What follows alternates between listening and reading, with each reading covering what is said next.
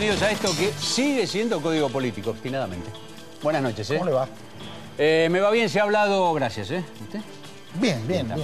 Discretamente bien. Discretamente bien. Se ha hablado mucho, obviamente, desde la madrugada del domingo, de el bloqueo a los diarios, a Clarín, a La Nación, al diario Olé, el bloqueo que impidió la distribución del diario Clarín el domingo, que demoró enormemente la distribución de La Nación, que también impidió la distribución de Olé. Se dijo mucho desde ese momento, hasta hace un ratito nomás estábamos escuchando a Nelson Castro diciendo con mucha propiedad que si el gobierno se atribuye la decisión de cumplir o no con la ley y las órdenes judiciales, estamos en problemas para el funcionamiento de la democracia y para el funcionamiento de la República. Eduardo, a ver, primera reflexión alrededor de este episodio del cual nosotros vamos a hablar ahora, vamos a hablar en el final del programa también. Vamos a hablar con algún invitado. Vamos a hablar con alguno de los invitados, claro que sí. Ha habido claramente por detrás y por encima de la acción de quienes bloquearon las plantas impresoras de Clarín y La Nación. Por detrás de eso y por detrás incluso, e impulsando también la inacción oficial al respecto en ese momento, una clarísima señal en el intento de silenciar, de algún modo, así fuese por un rato, así fuese por un día, de silenciar a medios de comunicación que no son afines a la línea del gobierno. Efectivamente. O que el gobierno considera, y en función de esto, perdón Eduardo, sí. que el gobierno considera casi, lo por ahí el casi está de más, considera enemigos. Exactamente, y me parece que, volviendo a lo que, o hilando con lo que decía el doctor Castro recién, creo que los medios de comunicación y también el Poder Judicial parecieran dos de los objetivos inmediatos del kirchnerismo. Digo, los medios, aquellos medios que, según el kirchnerismo, tienen una mirada crítica o excesivamente crítica de la acción de gobierno. Y vos hablaste bien del silencio, y me parece que detrás del silencio y detrás del bloqueo tampoco hubo lo que muchos creyeron descubrir o hicieron esfuerzos por mostrar, que es, bueno, una acción sindical, un arrebato sindical, una manifestación espontánea. No hubo tal cosa. Esto fue una acción premeditada, tan premeditada que contó con la complicidad, al menos, de dos ministros, que no hicieron lo que debían hacer. La ministra de Seguridad, que no tomó ninguna decisión en una semana en la cual ella dijo que hacía la remoción de la cantidad de comisarios que hizo para evitar que no existieran más zonas liberadas. Bueno, la zona donde está la planta impresora de Clarín y de Olé y del diario La Nación fue una zona liberada el domingo a la madrugada. Y el otro, el ministro de Trabajo, que fue quien intentó darle una argumentación sindical o gremial al conflicto, tratando de ocultar que lo que había detrás era un episodio de mucha mayor gravedad, como es impedir que un diario o varios diarios circulen normalmente. Esto, sin desmedro que el conflicto, el gobierno dice que existía un conflicto, algunos trabajadores de una empresa del grupo Clarín, pero que no es Clarín, dicen que existe un conflicto, la empresa dice que no. Esto desbordó muy generosamente los cauces de un conflicto sindical, y acá lo que hubo, decimos, fue un globo de ensayo, digamos, a ver, ¿qué pasa si les tapamos la boca un día? ¿Qué pasa si les tapamos la boca, en el caso de Clarín? ¿Qué pasa si le tapamos la boca o lo obligamos a salir muy tarde a La Nación, como ya se había hecho anteriormente con estos mismos diarios?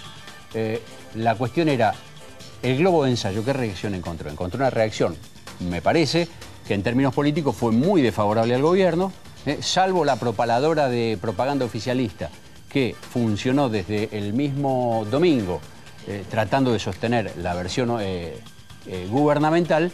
El resto de la reacción, aún de aquellos que no coinciden, lectores o políticos o empresarios o artistas que no coinciden necesariamente con la línea editorial o con las opiniones y la manera de encarar los hechos informativos que pueden tener Clarín o La Nación, dijeron, lo que menos me gusta es que me digan qué puedo leer y qué no.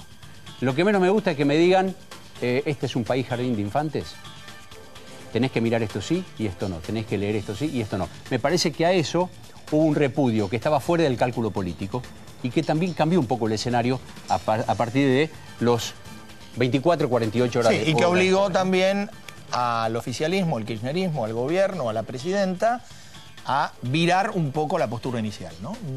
Digo, ya no fue solo el argumento de Tomada y Garré sobre el conflicto sindical, sino que hubo sectores que, pertenecientes al oficialismo, que cuestionaron el bloqueo.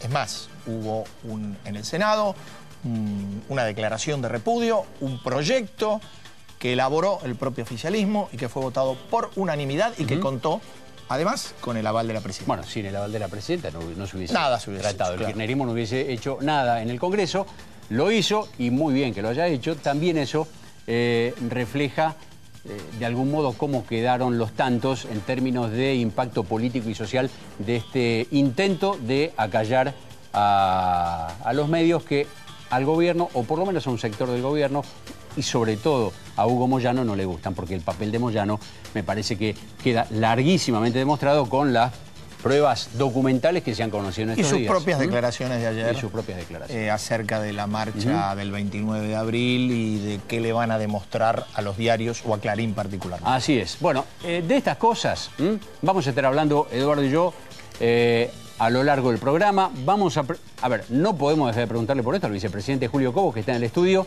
que nos da el placer y el honor de poder recibirlo aquí en nuestro estudio en Código Político en TN. Vamos a hablar de esto, claro, vamos a hablar también con Cobos seguramente de los hechos de la política de la semana, cambios muy fuertes en el escenario del radicalismo, si hay interna, no hay interna en abril, pasa para agosto, y un clima, digamos, preelectoral que está levantando temperatura.